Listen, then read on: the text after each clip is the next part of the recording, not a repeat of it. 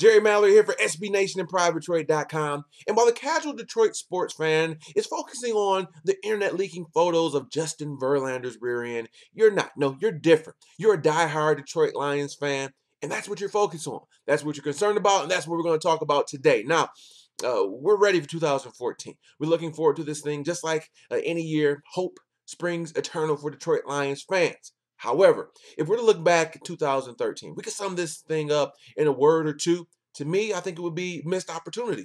You know the scenario. We're sitting there, usually the Packers are always going to be the front runners, and they're going to win 11, 12, sometimes 13 games.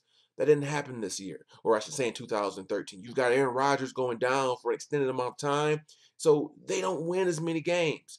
The Bears, usually they're good for 10 games, sometimes 11. Well, Jay Cutler goes down, and so they don't win as many games. The Lions are sitting there. They're 6-3. They've got the NFC North by the claws.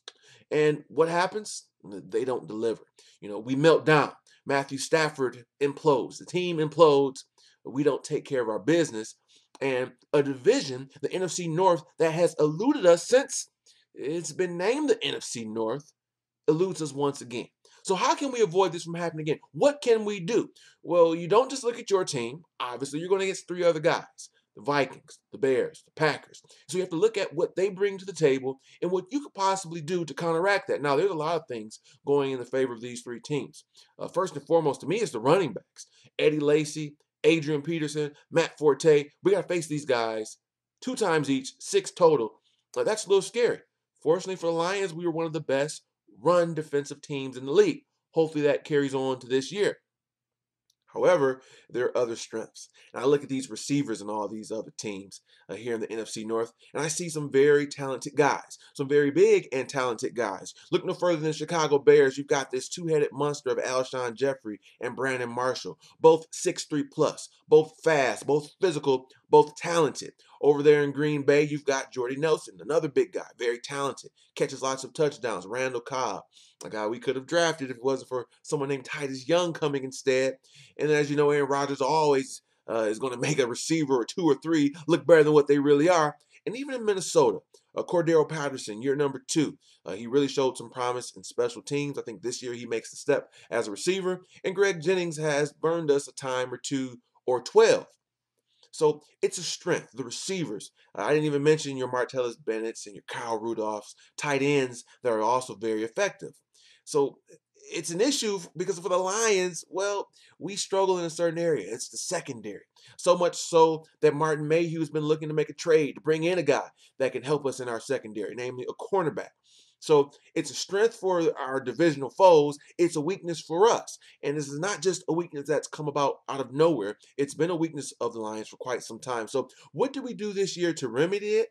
And what can we do from this point going forward to make it better? Well, let's look and see what we did. We didn't bring in any splashy names, no Aqib Talib, no all-terrain Verners. We're relying on Darius Slay in his second year stepping up, and hopefully Rashean Mathis holding up, although he is now a savvy veteran, a.k.a. old. We had an opportunity to draft a guy like Darquez Denard. We decided not to. We didn't even address it in the second or third round. We went with Nevin Lawson later on in the draft. Maybe he can compete with Bill Bentley and be one of the slot corners. To me, there's an addition by subtraction, though, with our safeties, because Louis Delmas is gone, James Ahedebo is in, and additionally with our scheme, Glover Quinn now will be a free safety. It's no more of this, our safeties are interchangeable nonsense. We're signing a guy who played free safety with Houston. This is the reason why we signed him, the reason he earned a big contract, because he's effective as a free safety. He's a free safety again. James Ahedebo, I got a chance to talk to him the day before the draft. I'm on the airplane. I know I mentioned this story before. I actually sat next to him, which was cool. And he didn't bash Delmas, but he did say something that was very poignant, talking about what he can bring differently. He said, hey, I'm not going to go after all the interceptions. I might not get as many, but I'm not going to give up as many big plays. And I'm going to be stout against the run.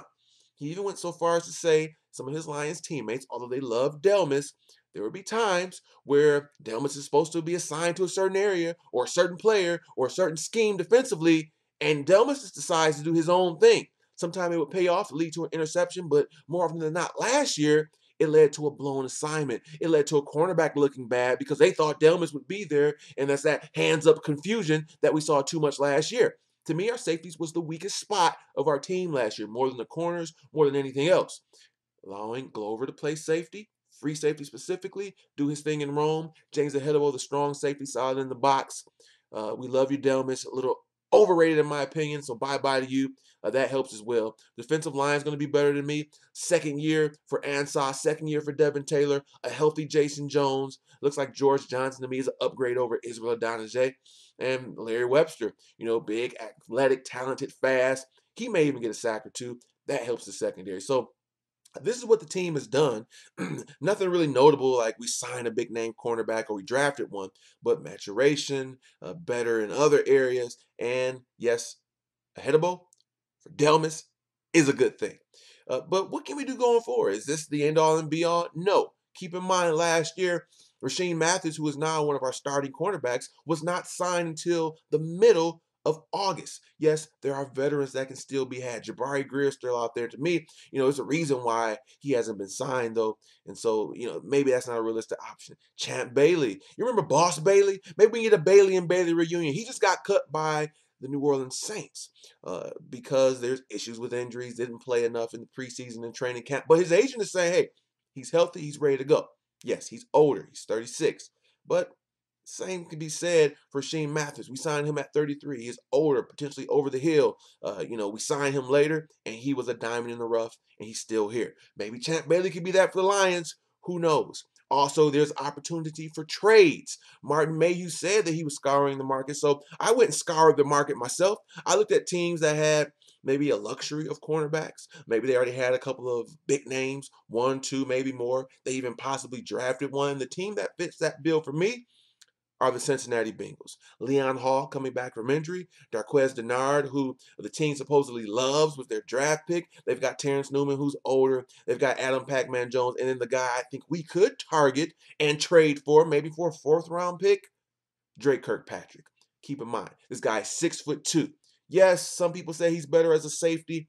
But, you line him up against Jordy Nelson, against Alshon Jeffrey, against Brandon Marshall, and that height and size differential is not as bad as if Jonte Green, no, he's not here, as if a Chris Greenwood, no, he's not here, if a Nevin Lawson's lined up against these guys, who's way smaller, or Bill Bentley. I mean, adding size, and he still has upside, could be a good thing. So I'm throwing that name out there. So that's my opinion. Just looking at this division, we're going to be talking about what the Lions can do to make the playoffs, to win the division. We're just 1 week away from Monday Night Football, Lions versus Giants. I know you're excited. Long video, yes, but I hope you enjoyed it. And feel free to chime in. What do you think the Lions can do as far as the secondary, as far as coverage, stopping these fast and talented receivers? Don't forget to subscribe. Don't forget to keep watching. And until next time, this has been Jerry Mallory for SB Nation and PrivateDetroit.com.